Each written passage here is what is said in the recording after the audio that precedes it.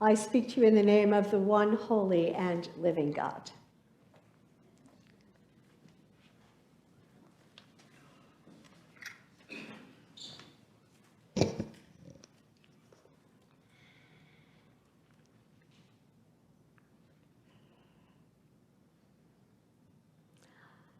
Speaking on behalf of God, Samuel instructs Saul, put to holy destruction the entire nation of Amalek, enemies of Israel, and not only that, destroy all of their possessions, no exceptions.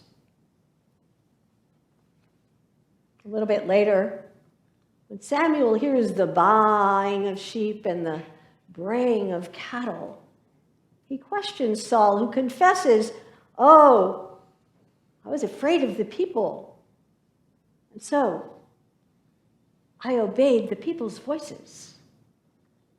Presumably, doing so rather than obeying the instructions of God.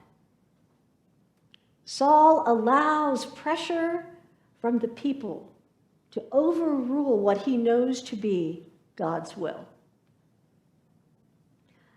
Well, 1,000 years later, we meet another king, Herod, another king who is slave to his fear of the people, afraid of what they might say, how they might judge him. And although he knows that John the Baptist is a holy and righteous man, when he believes that his pride and power are on the line, Herod orders John the Baptizer's head to be served on a platter to his daughter. Fearing what his guests might say or do or think about him, were he not to satisfy his daughter's egregious demand, Herod is subject to evil working through him. Now, in contrast to the two kings, we hear John the Baptizer, a wilderness wandering preacher who speaks truth to power. He stands up to Herod. And he says to Herod, "Who are you that you would marry your brother Philip's wife, Herodias? This is out of order." And so being a holy man, a man who lives by faith, not fear, John is confident in his conviction. He doesn't fold in the face of power. And he virtually glows in contrast to the two kings, Saul and Herod. So here's the thing. Fearful people capitulate to social pressure to conform, believing that strength is within them and with other people. Fearful people bow to political squeeze and aim to execute whoever they believe might threaten their sense of security, safety, esteem, power, or control. Consequently, fearful people are vulnerable to the work of evil through them. Now, let me be really clear. It is not the people themselves that are evil. People in and of ourselves are good, very good from the beginning. But rather, when we live in fear, we are vulnerable to the works of evil through us. When we choose to live by faith, when we find our confidence in conviction in something greater than ourselves, we are not subject to the work of evil through us. Keeping faith in God gives us freedom. It's freedom from fear and freedom for the possibility to remain calm and confident in the face of threats to our security, safety, esteem, power, or control. When we are faithful, we are free rather than slaves to the work of evil through us. I want to share with you three portrayals of what this looks like. 8 years ago, we witnessed a show of faith in Charleston, South Carolina, when the Emmanuel American Methodist Episcopal Church, how's that for a name for a church? You want to put that on a sign. It's also called the AME Church.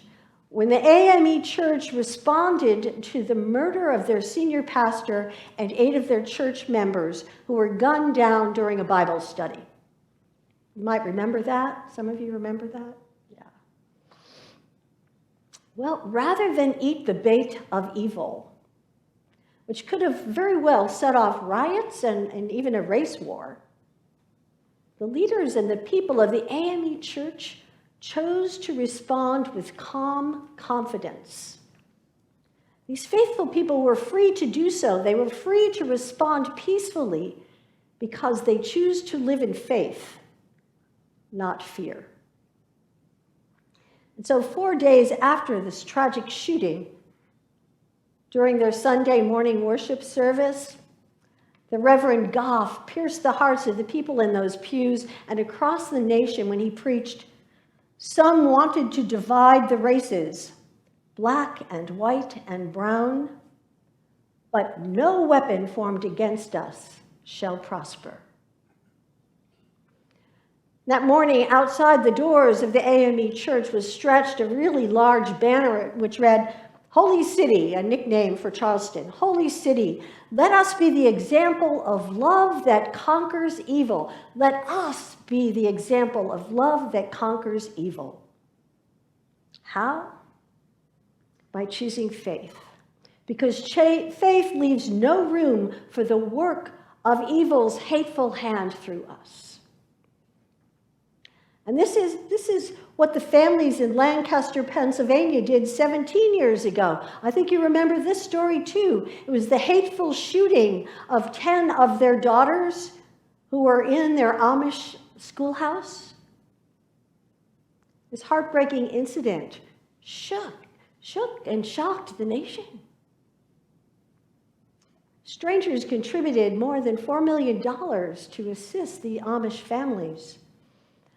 But for many of us, even more shocking than this tragic massacre of 10 girls, 6 to 13, more stupefying was the Amish community's response to their tragedy. Almost immediately following the shooting, the grandfather of one of the girls who was killed expressed forgiveness to the killer. And at the very same time, members of that Amish community went to the killer's family's home to comfort them. In the midst of unspeakable loss and grief, the Amish community refused fear, refused to drop into anger and blame and to seek retaliation.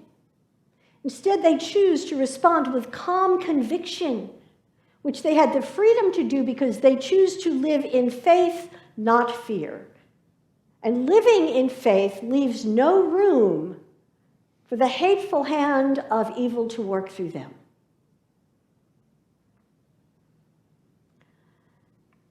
And we can reach back even further, say 2,000 years, and open Luke's gospel text where we find Jesus nailed to a cross, hanging between 2 criminals. And we're stunned when we hear him say, "Father, forgive them, for they know not what they are doing."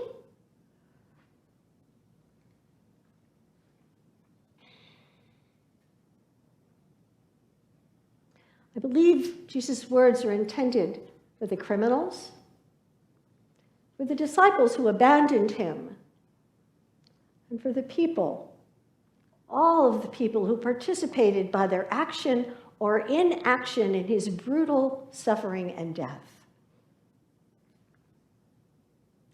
Jesus chooses to live by faith, which leaves no room for the evil works of hatred to move through him. Dear people of God, we live in a world at war with ourselves and one another. We've tuned our ears to hear insults and offense. We've set our minds to mine for misdemeanor. We screw up our eyes to find someone to blame for our troubles and misfortune. We harden our hearts to the suffering that abounds around us. We engage litigious means to execute retribution. We fail to follow the way of calm conviction as embodied by the people in Charleston and Lancaster and Jerusalem. You know, we might not be ready or willing to trade our Toyotas and our Hondas, our Lexus and our Jeeps for horse-drawn buggies.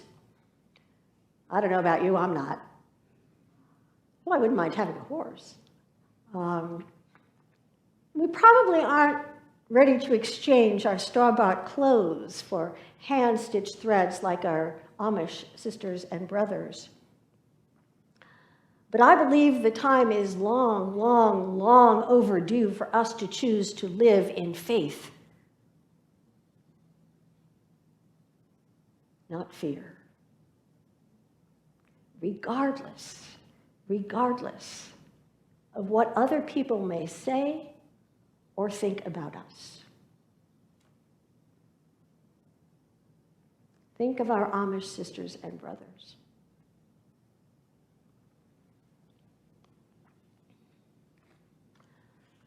We are at a crossroads in our community, our country, and our world. Evil seduces us in the marketing of excess and the tolerance of abuse. Evil thrives when we shade our eyes to lies and bow to corruption. Evil succeeds every time we choose fear rather than faith as the standard for our lives. You know, the only way that I know to overcome fear is to choose faith. Faith in something greater than ourselves, faith that Christians call God. But here's the thing. Choosing faith is not a once and done endeavor. It is a day by day, hour by hour, minute by minute commitment to choose faith in the face of whatever shows up in our lives. Because you see, when we choose faith, there is no room for evil to work its hateful ways through us.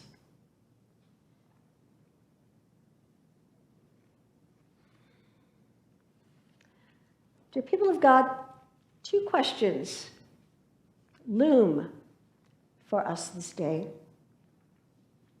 Will we join the king, Saul, Herod, and the hateful mobs driven by fear to kill whatever we think might threaten our security, safety, esteem, power, or control? Or will we join the people of Charleston, Lancaster, and Jerusalem? Choose faith as our standard for living and leave no room for evil's hateful hand to work through us.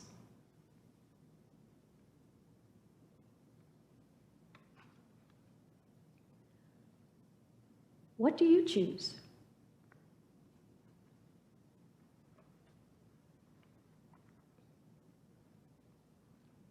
Amen.